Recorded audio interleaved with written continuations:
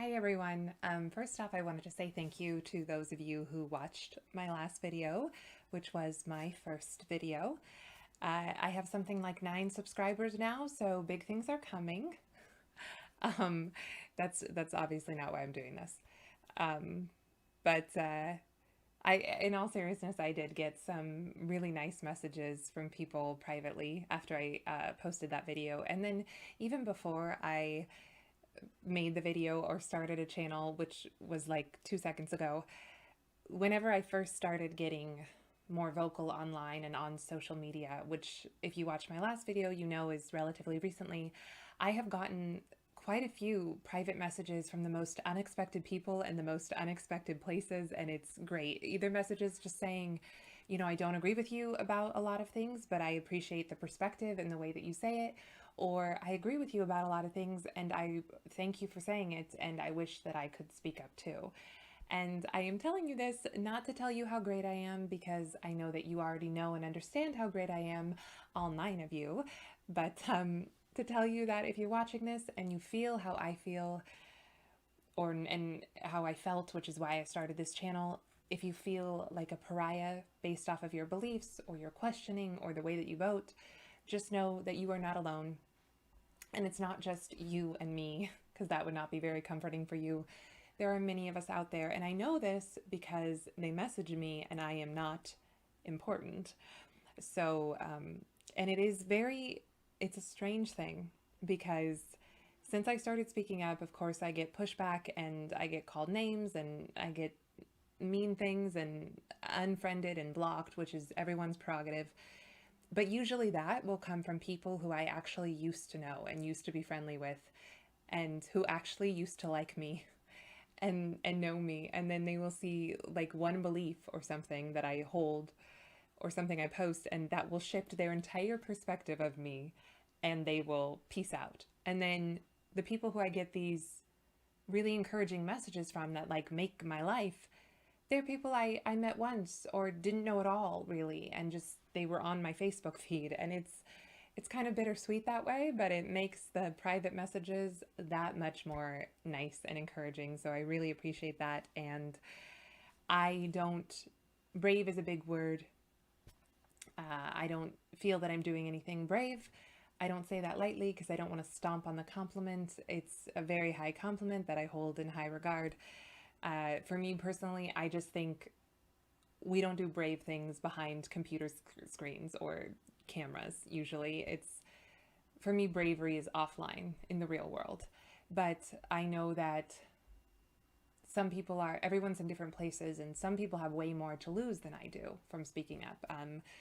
In all fairness, when I started speaking up, I did not have a job because I was unemployed for the first time in my life. I also did not have any friends. Fun fact, I still don't have a lot of friends, so if you're looking, that said, that's a great cue into my topic for today, which is vaccine passports. This is a really complicated topic, and I probably won't get it all in one video because I am trying to keep it briefer than my last one. This is a complicated topic. I know I just said that. If you're one of those folks who think that there's 2 types of people in the world, conspiracy theorists who are ruining it for everyone else and opening the economy and killing grandmother, and then good, kind-hearted angels who believe in science and will do whatever it takes and are willing to roll up their sleeves when the time comes. This is exactly the kind of black and white thinking that is the reason I started this channel. There's a time and a place for black and white thinking. I'm not saying that we need to endlessly debate everything and never make a decision and everyone is right and nobody is wrong and just live in the gray area, but we should acknowledge the gray area, and we rarely do, not just around issues related to the current public health happenings, but around a lot of issues. And that's just not true that there are, 2 types of people. And that 2 type of people, it doesn't even cover the vaccine conversation, let alone the vaccine passport conversation, which includes the vaccine conversation and then goes much further and much deeper. Because you can choose the shot for yourself, operative word being choose, and still be questioning a vaccine passports for any number of reasons. for medical and health privacy reasons, current and past health status, for discrimination reasons, effectively not only allowing for but encouraging medical discrimination, for the fact that VPs might further iniquities we already have in society because not everyone is receiving the vaccine. The rollout isn't even, and not everyone is receiving the same vaccines. They might not have the same efficacy. Certain demographics of the population are declining the vaccines at higher rates. So that can further inequities that we already have if we have these vaccine passports and people aren't allowed to get into places because they don't have the vaccine. You could be concerned because it's stripping away individual liberties and rights. You can be concerned because you might love vaccines, but this shot is currently not out of clinical trials and the trials won't be completed until 2022.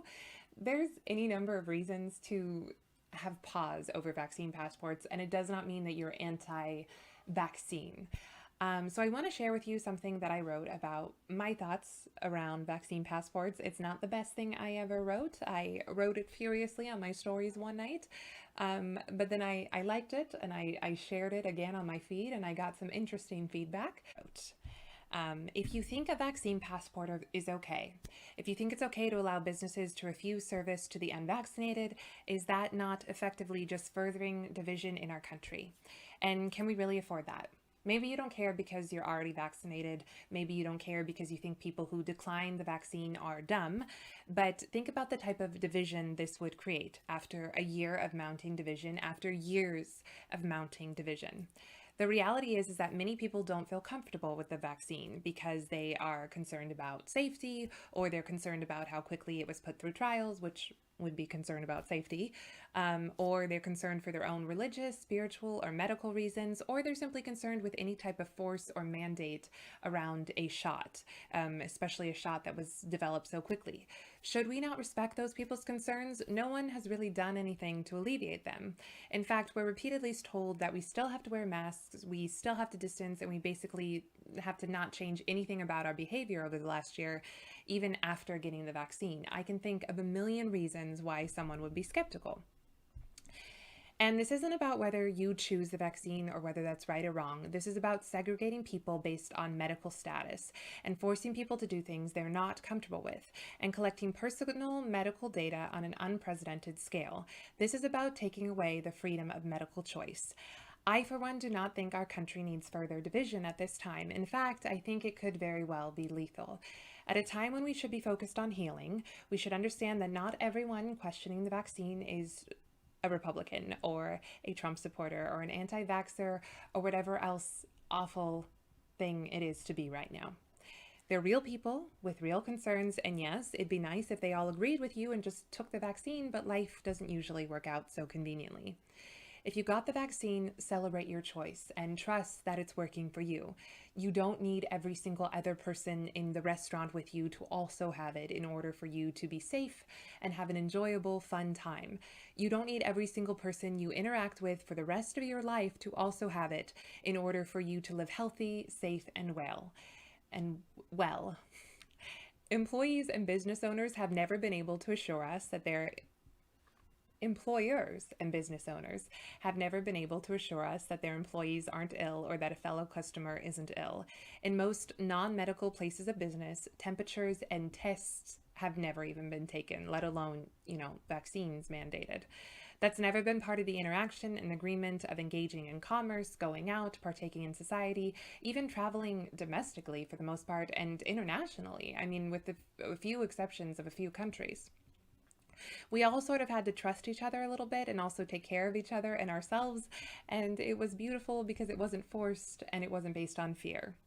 Of course, we hope that people who are sick stay home, and we put protections like sick pay in place for employees to be able to do that, but all we can really do is hope sick people stay home if they can, and do the same ourselves, and also put regulations in place to support those employees in taking some sick time without worrying about lost wages. And trust me, I know sick pay is complicated and not every single worker is protected. I'm ashamed to say it now, but I used to pride myself on never once calling in sick. I used to actually go to work sick, and I worked in a restaurant. I thought it made me a hard worker, and I also couldn't really afford to call in sick when I was sick because I didn't get, my pay in lost tips. I just got sick pay. I can't imagine doing that now or ever again, but it was a different world. And one good thing I'm hoping might come out of this whole situation is we will have greater protection, especially for hourly workers who are genuinely sick, because, for the benefit of us all, workers should be able to rest and recover as needed without worrying about lost wages. But that's separate. My larger point is that the physical wellness of every single person in a restaurant or other place of business cannot be monitored 24/7 without giving up insane amounts of freedom and furthering division and even creating segregation. I'm confused about why it's suddenly governments or businesses' jobs to ensure absolute safety when they've never assured us such a thing. That's never been their job. We've all always taken a certain amount of risk when we've gone out to eat or when we've just gone out in general.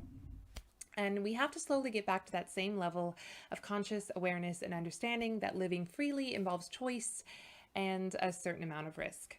And then I go on and on and on because that's what I do. But that's what I wrote. I think it's pretty respectful and reasonable and rational. At the very least, it's respectful, whether you agree with the argument or not.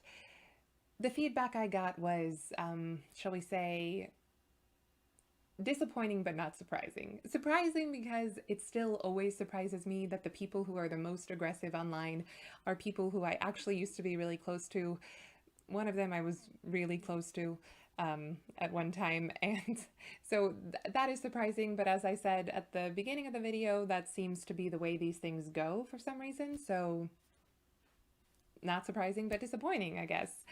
So I'm going to share with you some of the feedback that I got from that post, and that was the majority of it. There was nothing, disrespectful or divisive that I didn't read you, unless you feel like that was disrespectful and divisive.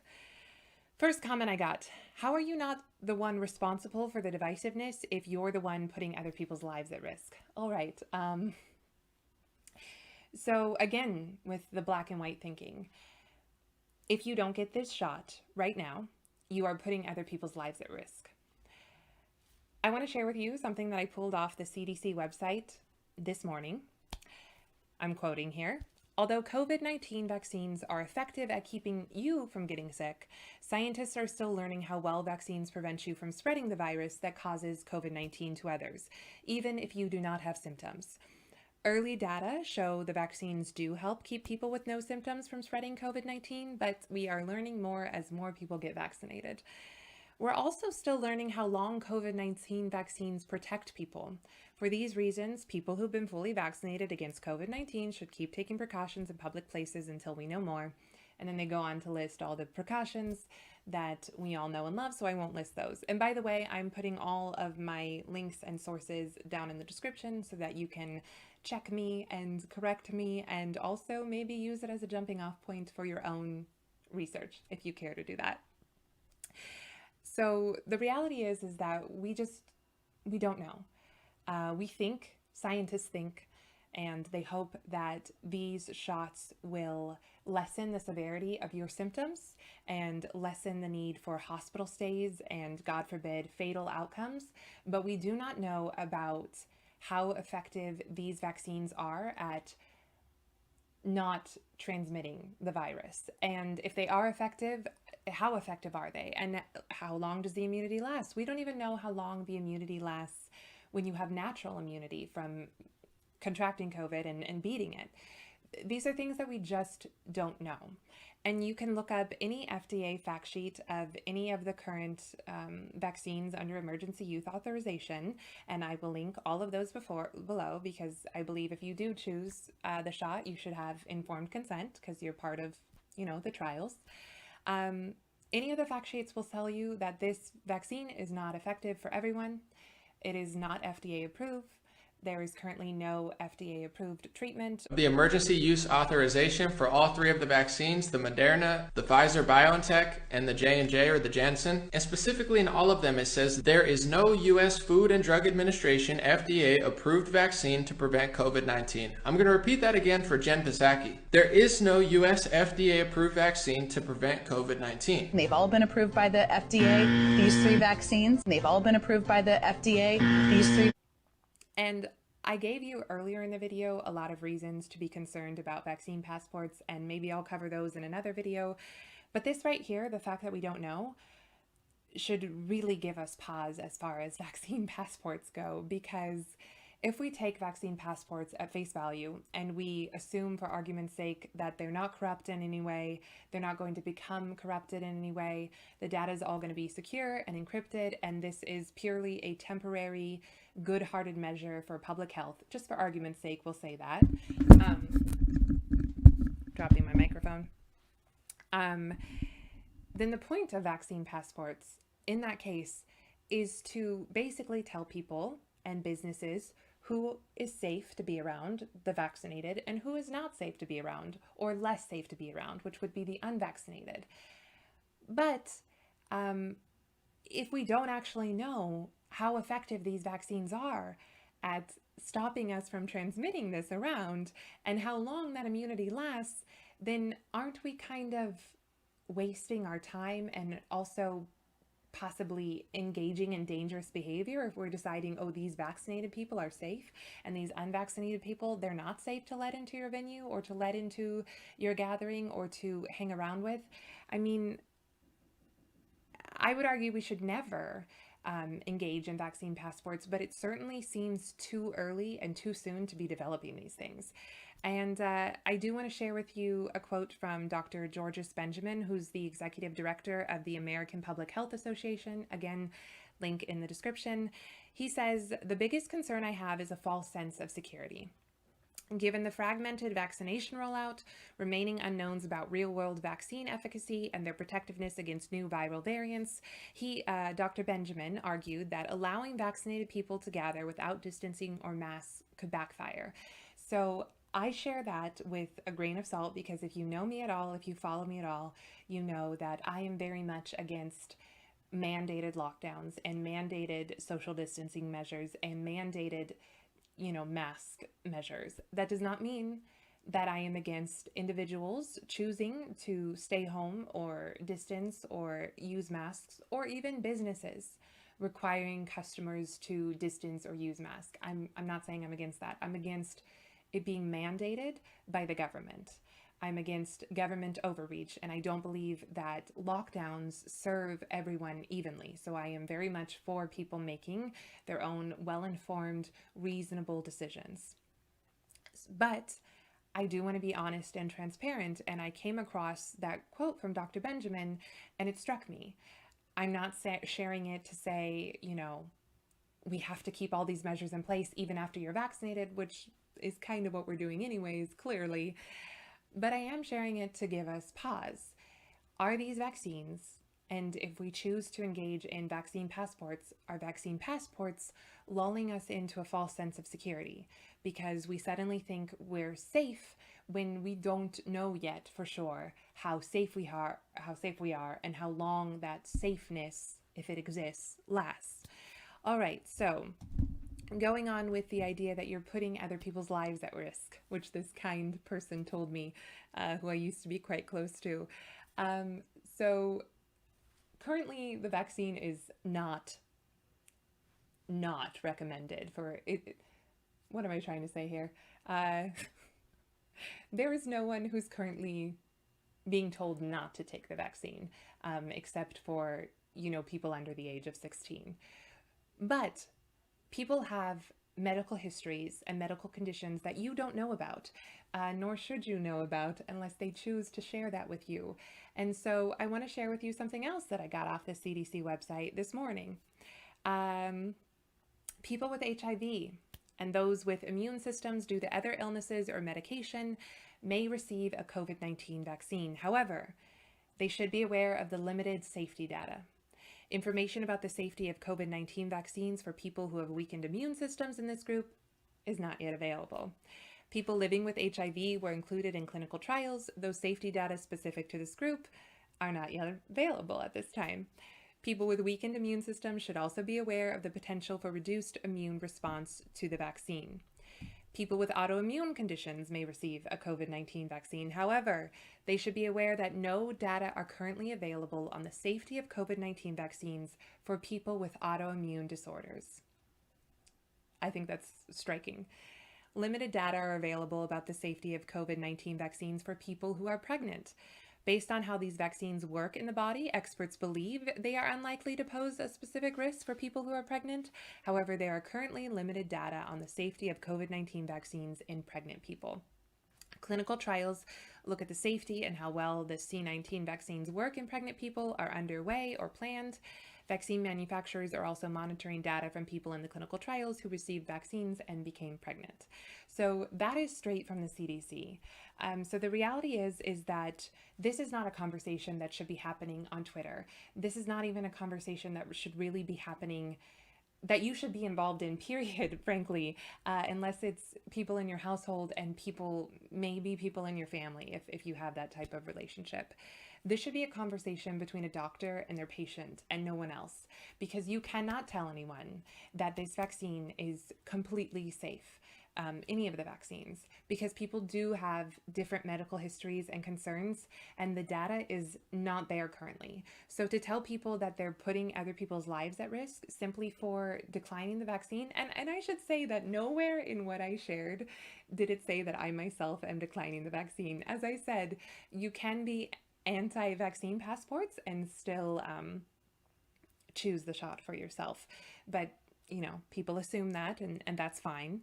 But assuming that I'm not taking the vaccine and then assuming that I'm harming people by not doing that, without any knowledge of my own medical history or concerns or needs, is a little strange, frankly, and not very compassionate for people who believe that they are compassionate and they're doing something for the greater good. Okay, moving on to the next comment I got.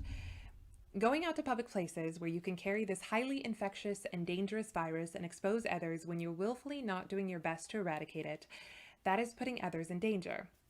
That's the entire idea behind the passport, to make sure others are safe and protected, but can still return to a normal life. To not get vaccinated is a reckless decision in a global pandemic, and you don't have the right to expose others to your recklessness. All right, so everything I already said still applies as far as the unknown efficacy of the vaccine, and the different health situations that we all have, different people who were included in the clinical trials and other groups who were not. But I do want to share also that there have been a lot of cases of people who are fully vaccinated testing COVID positive. There have been quite a few cases recently.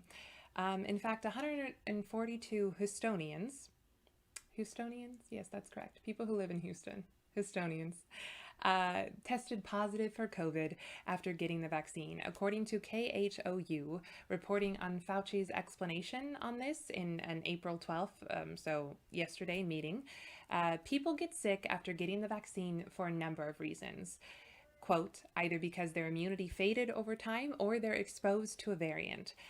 And this is still part of the quote, the bottom line is you can still get and spread the virus after getting the vaccine. That is a quote. And I want to share with you another clip about this same issue. Vaccine. More and more states are reporting hundreds of COVID cases in people who have been fully vaccinated. Doctors at the University of Kansas Health Systems are seeing it too. KCTV5's Betsy Webster joins us live outside the hospital in KCK. Betsy, how many cases are we talking about here? Well, of the 12 people who are on the COVID floor today, 3 of them had already been vaccinated for COVID-19. But before you panic over that, there are some things you should know. When the vaccines were first being tested for emergency authorization approval, effectiveness wasn't about not testing positive for COVID. It was about not getting seriously sick from it. The main focus was on preventing hospitalization, severe disease, and death.